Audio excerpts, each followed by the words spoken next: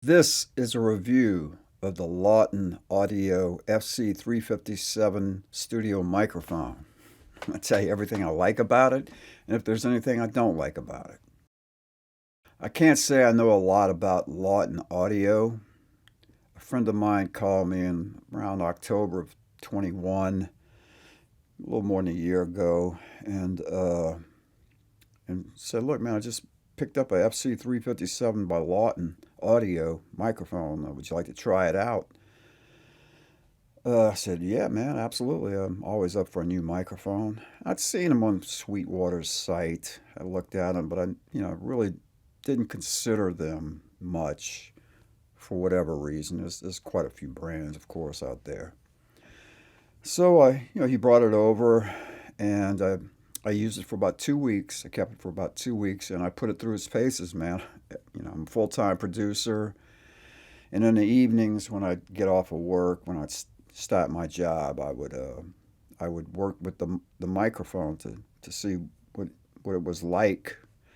And man, everything that I did with it, I loved. It was just everything about it was just premium. The sound, the build, the look, everything was just nice.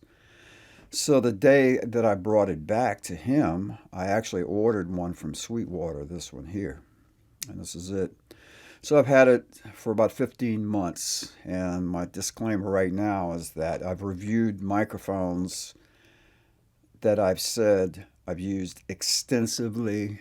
This may not exactly fit that description because I've only had it for 15 months. But I've probably used it on just about every vocal that I've done in the last 15 months, with a few exceptions. But this has been my number one vocal mic for the last 15 months. So I'll get into what I typically get into first is the things I don't like about this mic. And there's nothing. There's nothing I don't like about this mic. I love everything about it. I will say the switches on both sides are a little tight. No big deal. I'd rather them be a little tight than not. I'll use a little plastic jeweler's screwdriver to adjust them when I need to. On this end, we have the pattern switch here on this end, where you can go from figure of eight to cardioid to omni, which is typical of a lot of large diaphragm microphones. And on this side, you've got a pad switch, which is typical, minus 10 dB pad switch. But this has also got a plus 10 dB boost switch, which is atypical. I've never seen that on a microphone before. And according to Lauten, you use that feature plus 10 dB to actually make the microphone work the mic preamp. Whereas you go minus 10 dB, you kind of using the mic preamp is working a little more because you have to boost the input of the mic pre to get levels there. Whereas 0 dB is the normal thing. This is set on 0 dB in cardioid. And I'll get into the plus 10 and minus 10 thing here in a second. But just a little background on this mic. Technically, it's an FET, a dual diaphragm microphone, which means it's capable of figure of eight pattern, where you can put vocalists on each side of the microphone. Very cool. Omnidirectional, so it'll do the room and cardioid, which is directional, and I have it set to cardioid now. According to Lauten, it uses a custom design transformer, an American-built FET, and the custom design diaphragm that Lauten builds. So all the components are premium according to them. And I'd believe it. The build is beautiful. It's a solid mic, very heavy as it looks. Metal construction all the way through. Shock mount is more than adequate. No issues at all with the shock mounts. So I'm happy with the build, the design, and everything about it. This is my primary, as I said, vocal mic right now. This is number one that I pull out. If I'm looking for something with a little more aggressiveness, I may pull out the Warm Audio WA-47 first. Before this, in the past, I've used the WA-87 as a vocal mic on a lot of vocals, and I still use it. There's nothing wrong with that microphone, nothing at all. Highly recommended. And the fourth microphone that I use for vocals typically is the Avantone CB12, which is a tube microphone. So I've got two tubes, two tube microphones, and two FET microphones that I typically use for vocals, that are first called kind of microphones for that purpose. So as you can hear, this is a rich sounding microphone. I'm my typical about a foot away, maybe slightly more. Uh, I've got the diaphragm kind of pointed directly at my mouth. For the purpose of this review, I do, and for just so you'll know, on all my microphones, vocal microphones, I do put up pop filters, windscreens, and that's as much to protect the diaphragm as anything, to keep the pops from ruining a vocal take. But you know, being this far away from it, and I'm not doing a lot of dynamic stuff with getting loud, getting too soft, or anything like that. So I feel like I don't need a pop filter at this distance. So that's why I haven't been using pop filters. But I typically do use a pop filter when I'm using this microphone as a vocal mic. And like all vocal mics, I find the best results are when you get in, maybe where I am now, which is 6-9 inches away from the diaphragm, and I have a pop filter about right here too, and get great results. And like any large diaphragm microphone, set to cardioid, if you move into it, and I'll do this very slowly and quietly, but if you move into it, you'll get that proximity effect, which makes it big and bold. And like I've said about all the other microphones, I would use that as an effect rather than living on the diaphragm, for purposes of distorting, overdriving circuitry, or maybe putting a little too much sound pressure on the diaphragm, and causing some distortion there.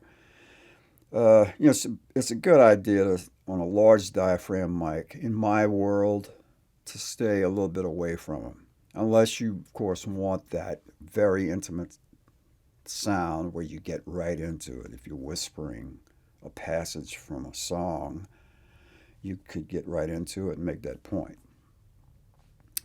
Everything about this mic I like, man. Everything. It's as you can hear, it's pretty flat sounding.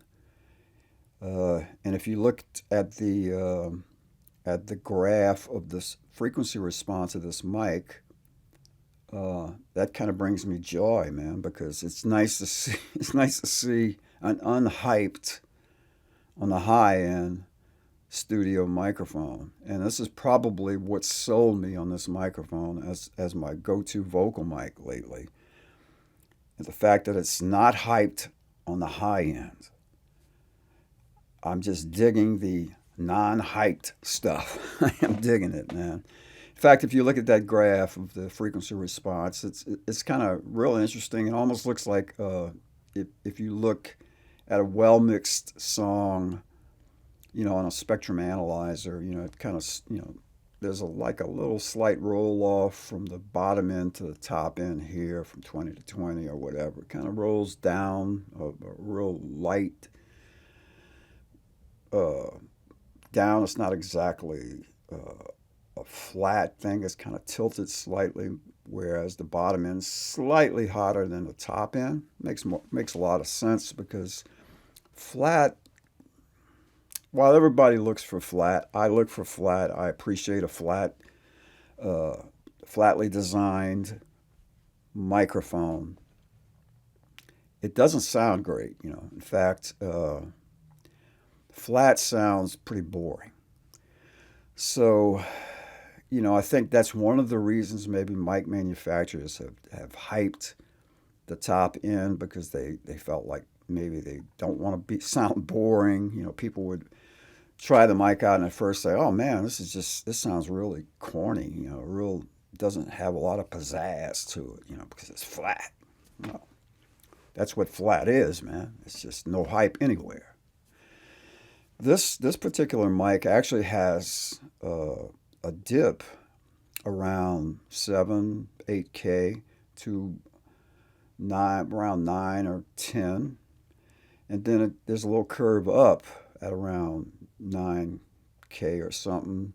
It peaks around 11K and starts to gently roll off to around 15K and then 20. That's it says to me that they're paying attention to modern recording. We don't live in a world where we're using. Well, some people still use tape.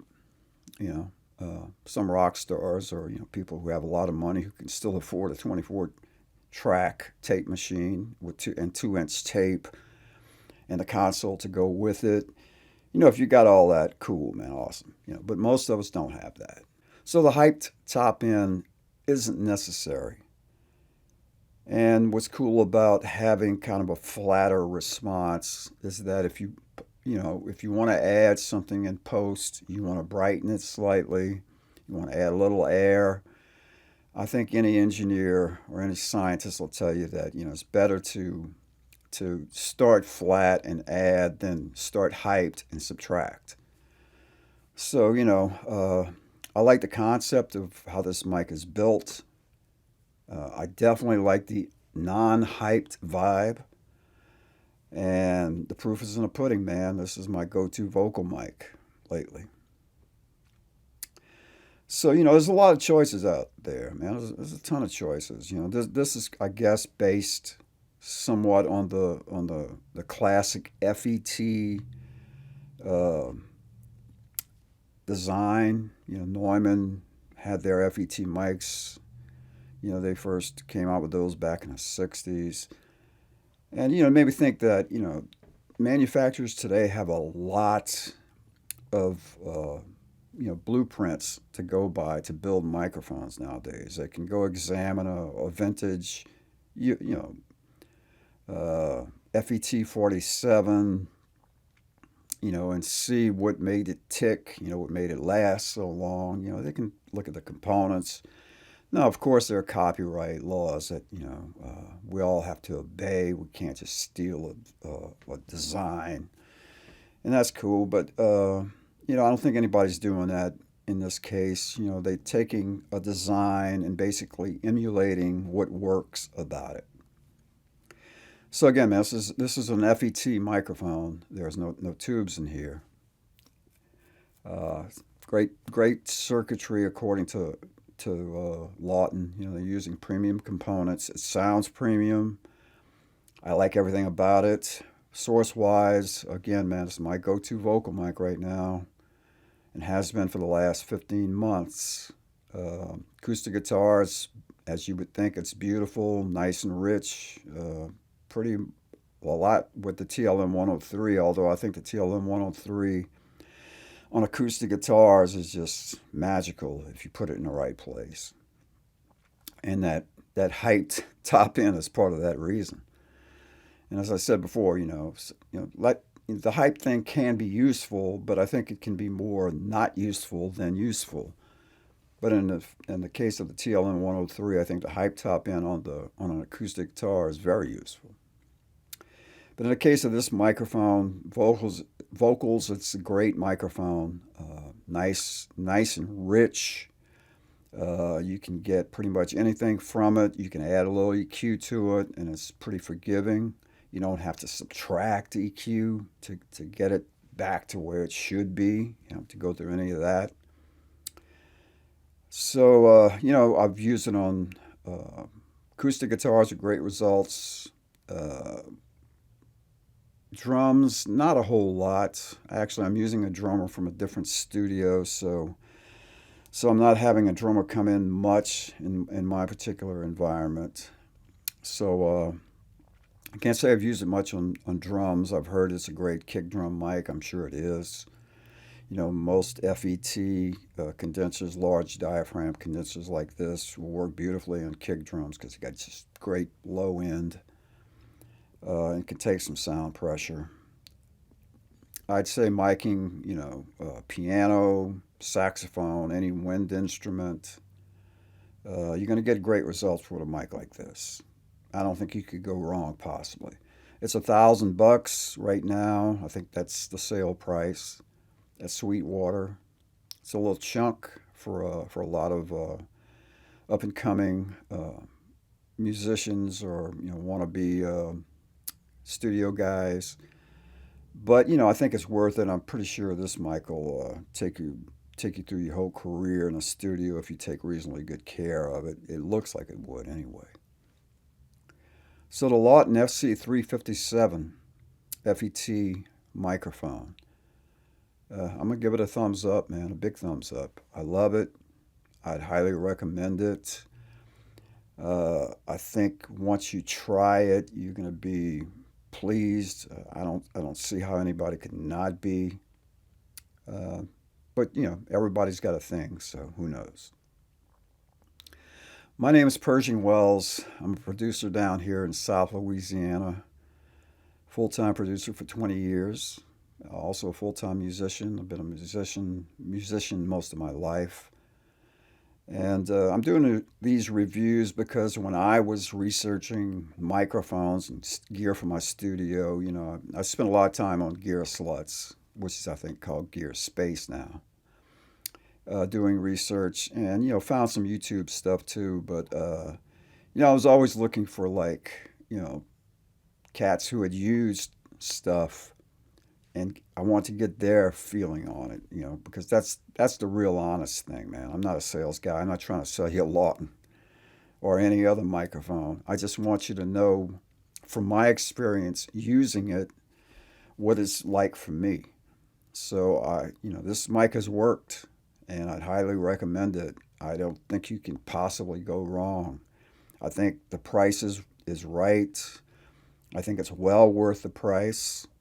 In fact, if anything, I'd say it's slightly undervalued.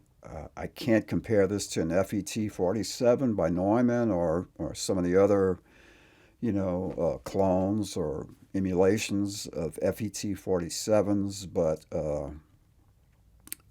this microphone is a good microphone, and the price is pretty righteous.